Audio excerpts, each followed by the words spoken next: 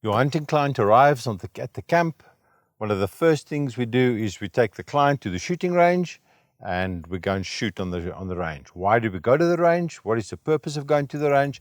Let's go through a couple of things we're going to do on the range before we hunt. I'm David Sutherland.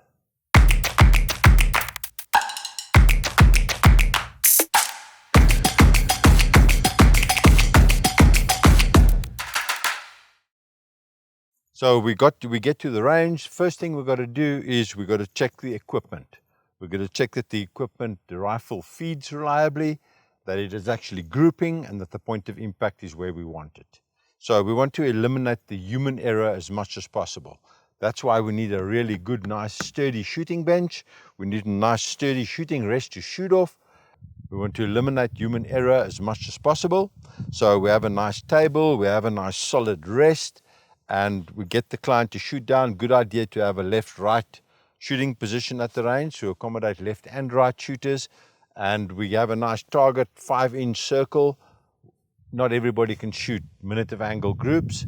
5-inch circle, we'll be shooting a heart of an impala at 100 yards, shot for shot. No more need for that, better shooting than that. We don't need to shoot better than a 5-inch group at 100 yards.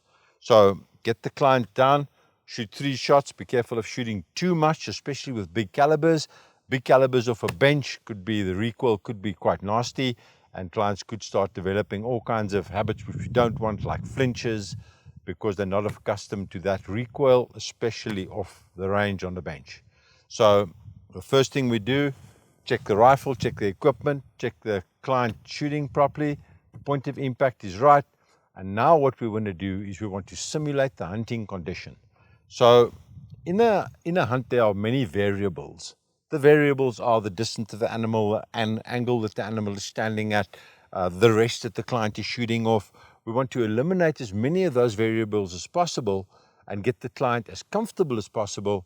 And we don't want him to put a shooting stick out there on this guy's kudu bull. First time he uses that stick is on his kudu bull. He's not comfortable. Doesn't have any muscle memory, and it's awkward. So we want to manage that variable as much as possible. That is why we now, once the rifle is good, the equipment is good, we take the guy to the shooting sticks. We put up a nice impala target. We don't not necessary to shoot minute of angle group, small sighting in targets now. Nice impala sized target. We can help him with some shot placement on the impala, and we shoot a couple of shots off the shooting sticks. Once again, simulating the hunting condition. So we've got the sticks on the range, the sticks that the client will use in the field. We want to simulate the hunting conditions. We want to get the length of the stick sets right. We want to get the client shooting off these sticks, getting familiar with the feel of the sticks, so that by the time we get into the field and we actually hunt an animal, he's familiar with the sticks. He knows it's something that he's developed a little bit of muscle memory already for. Okay.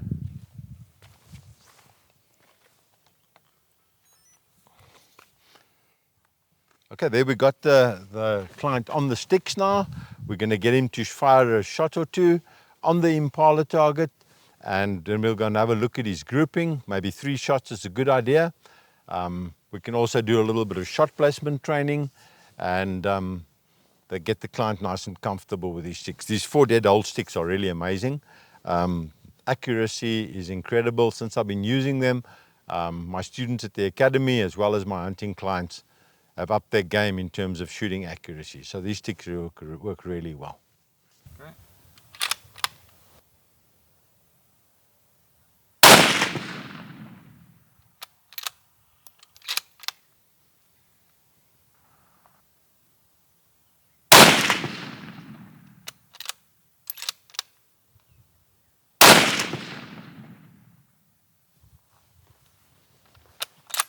So we're at the impala target after 3 shots off the sticks.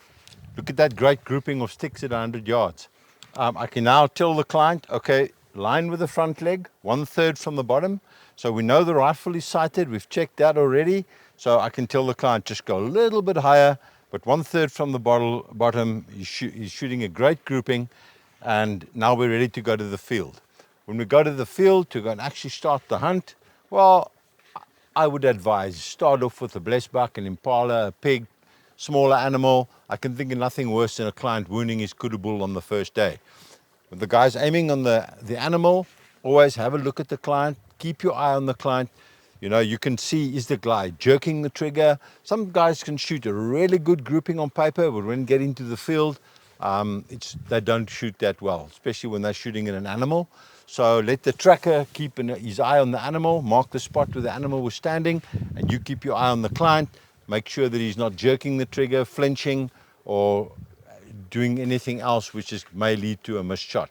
So we start off, shoot an icebreaker, shoots his blessed buck, shoots his impala, ice is broken, and now we can move on to the rest of his trophy list.